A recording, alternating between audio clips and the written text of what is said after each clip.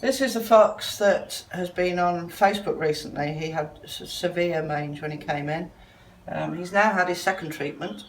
They have 3 altogether, sometimes 4. He's also been on antibiotics because it was so bad there's liable to be secondary infection. He will go back where he came from. He will definitely survive this. They do survive mange. But the trouble is, at this time of year, as soon as he finished his treatment, if it was the middle of summer, we could put him back where he came from. But because it's so cold at this time of year, and there's going to be so much fur loss, we have to wait until the fur's grown back enough to keep him at least moderately warm until the weather gets warmer. But he's doing well and making good progress. We've got 2 more foxes in at the moment. The one has already had a hind leg amputated. Now, this is an operation that can be done sometimes on some foxes. They don't all cope with it, and it depends on the situation they're going back to. This particular fox lives behind somebody's house in a countryside location. He was fed every day in the garden before he got caught in a fence, which is why he had to have his leg amputated. So he's a well-known fox that visits the garden every day. Once the operation site is fully healed, he will be able to go back where he came from and will continue to be fed every day, which is great. The other one we have has still got all 4 legs at the moment, but it's looking very much like he may have to have a hind leg amputated as well.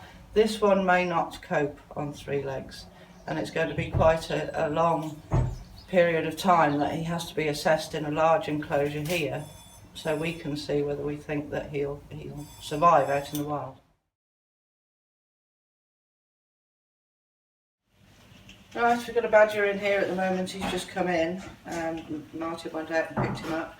He was actually seen at 1:30 this morning in a pub car park, and the chap went home, went back this morning, the badger was still there, so he called us.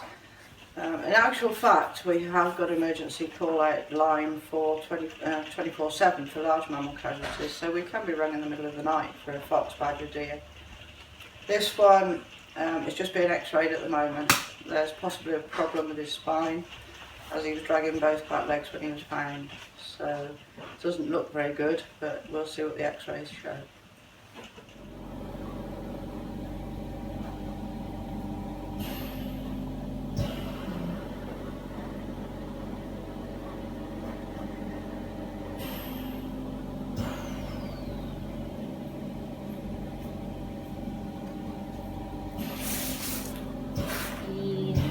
Top of the right leg where it meets the pelvis.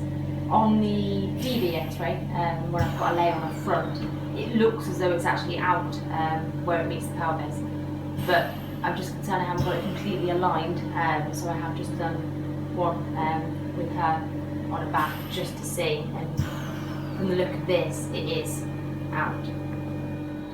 That one should just sit nicely in there, like that one is just there. Unfortunately, it's been put to sleep, which on the one hand you look at as a failure in what we're doing, because the whole idea of what we do is to take in an injured wild animal, fix it and put it back in the wild where it should be. But you can turn that around and look at it from the other point of view. If we left that badger where it was, it would have died a very long and painful death.